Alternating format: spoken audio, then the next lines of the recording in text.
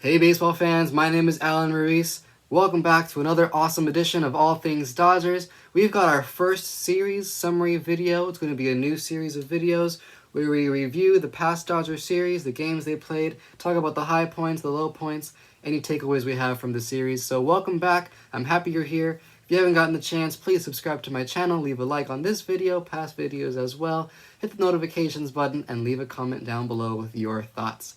Thank you for being here. Let's jump right into our test your knowledge question before we get into the series summary. Here's the question. Which team did the Dodgers beat in the 1988 World Series? Is it A, New York Yankees, B, Tampa Bay Rays, C, Houston Astros, or D, Oakland Athletics? So take some time to think about that. We'll revisit that at the end of the video like we have been doing for the past couple of videos. So take some time to think about that. Stick around for the answer. Now, heading into our series summary, the Dodgers just recently played a 3-game set against the Oakland Athletics at Dodger Stadium at home. Game 1, which was on Tuesday, the Dodgers win 7-3. We actually talked about this game a little bit in a previous video. Lance Lynn, in his Dodger debut, got the win that night. He went 7 innings, allowed 3 runs on 3 solo home runs. Kike Hernandez hits a bases-loaded double in the 4th inning to make the game 4-0. The game only got better after that. Mookie did Mookie things, hit his 28th home run in the 7th inning. Go Mookie Betts. Love Mookie. Game 2, moving on to Wednesday. Dodgers win 10-1, even more of a blowout win. Tony Gonsolin went 5 solid innings, got 1 earned run hit off of him. It was a solo home run by Shea Langoliers, and he eventually got the game win. Dodgers bats went crazy with a home run barrage. Mookie Betts in the 2nd inning, he started it off. He now has 21 home runs on the season. Ahmed Rosario hit his 4th home run on the season, his first with the Dodgers, so love to see it.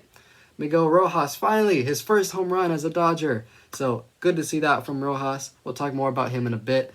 Jason Hayward, he's having such a resurgent season. 11th home run of the season. First against a lefty pitcher in more than a year. So good things from J-Hay. Love to see it.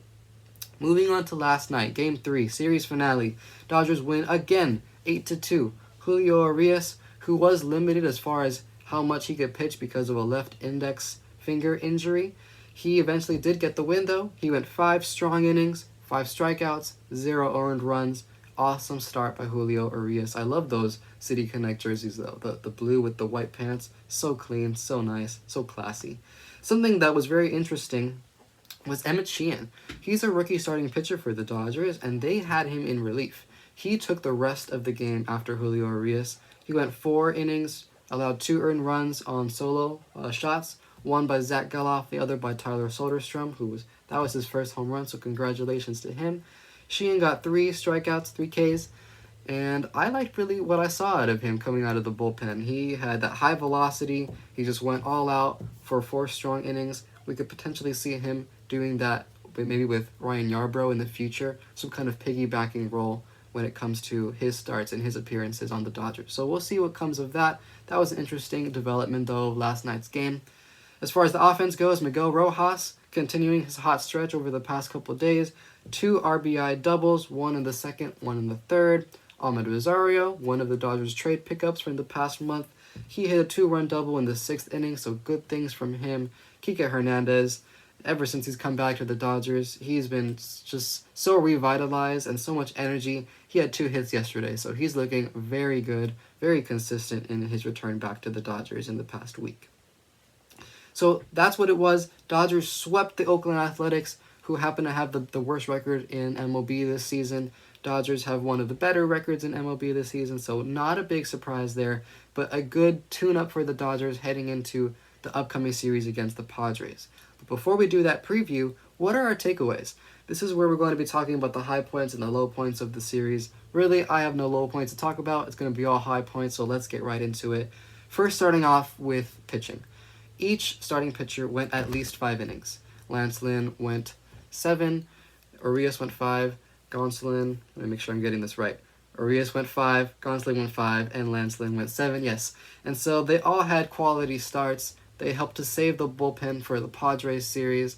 I loved what I saw out of Lance Lynn with that swing and miss, the strikeouts. Arias looks good. Hopefully next outing he can have a longer start, maybe at least one more inning. And Gonsolin, there's always some injury concern there. Seems like he came out of that start pretty healthy, looking good for his next start, which will be against the Padres. So I loved what I saw from the pitching staff, and the bullpen did very well also.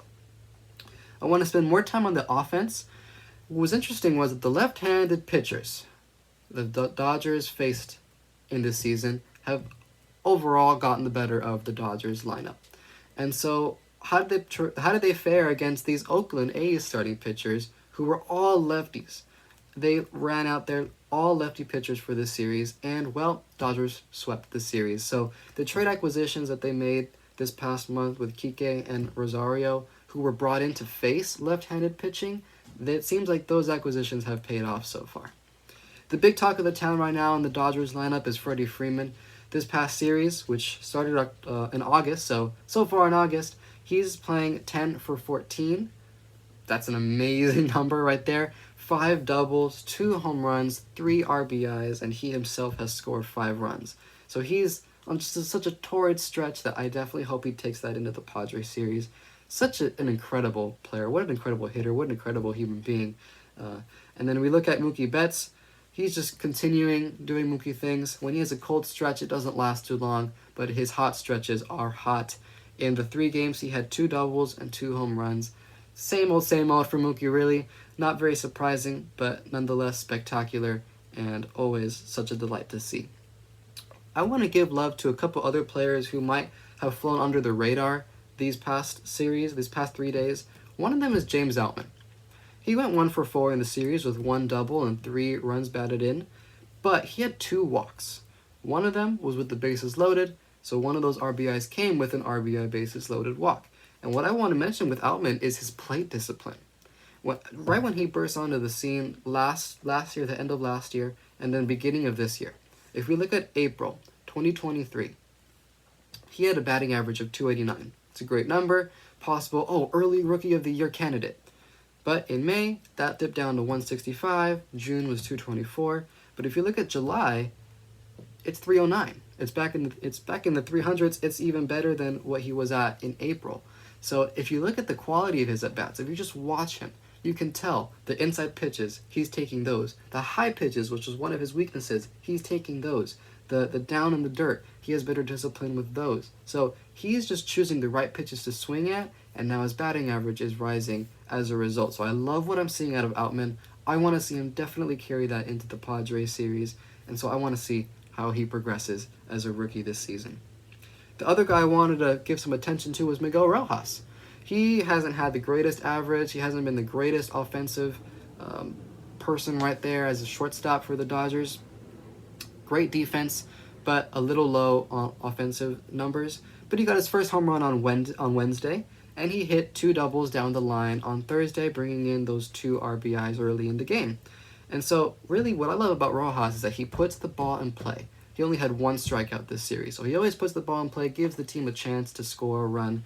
And he mentioned in a previous interview how he wants to be on time for the fastball. He wants to be able to hit it to the pull side and not just always on the push side and have the ball stop short at the wall. So he definitely did that these past couple of days with the home run and the doubles. I want to definitely see more of that just power from Rojas, because we all know he's capable. He knows he's capable, and I want to see him become a powerhouse, or at least some of that powerhouse in the lineup.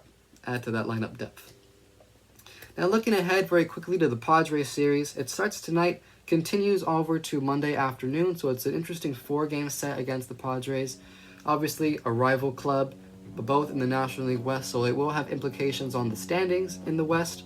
Game 1 tonight is Bobby Miller against Yu Darvish, old Dodger.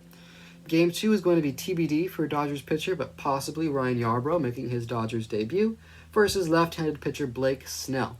He's got a vendetta against the Dodgers with that Tampa Bay Rays 2020 team who lost to the Dodgers in the World Series that year. This season, he's got a 2.50 ERA. Great season for Blake Snell, left-handed pitcher. So let's see how Dodgers fare against him. Game 3 will be Lance Lynn with his second start for the Dodgers against left-handed pitcher Rich Hill, who's also a former Dodger. And then Game 4, closing out the series, Tony Gonsolin versus Seth Lugo. How are the Padres doing as of late? Well, they've won 6 of their last 10 games. They currently have a 2-game winning streak. Dodgers are very similar. They've won 5 of their last 10 with a 3-game winning streak. So this is sure to be a great series. The two teams bring the best out of each other, as always, and so I can't wait to see how that all plays out. Before we wrap up, let's revisit our test your knowledge question. Here is the question, and once again, which team did the Dodgers beat in the 1988 World Series? Is it A, New York Yankees, B, Tampa Bay Rays, C, Houston Astros, or D, Oakland Athletics? Well, the answer is D, Oakland Athletics. So that's why I put this in here. Dodgers just played the A's and they dominated them, just like they did against the A's in the 1988 World Series. That's the series with the Kirk Gibson Game 1, the huge, in a year that's been so improbable, the impossible has happened. That whole Vince Scully call of that home run. So very famous game, very famous series. So that's why I wanted to put that in there. So thank you everyone for watching this video, for watching our first series summary of this past series against the A's and the Dodgers. Looking forward to the future series against the Padres. But stick around for other videos, our next series summary after the Padres series. I'd love to see you come back and watch me, and we'll have a great discussion about the Padres and Dodgers series. So thank you. Please subscribe to my channel if you haven't yet. Leave a like on this video, click the notifications bell, and leave a comment down below. What are your thoughts on the A's series, and what do you hope to see for the Dodgers in the upcoming Padres series? Thank you. I'll see you next time on All Things Dodgers. Signing out, I've been Alan Ruiz. I'll see you next time.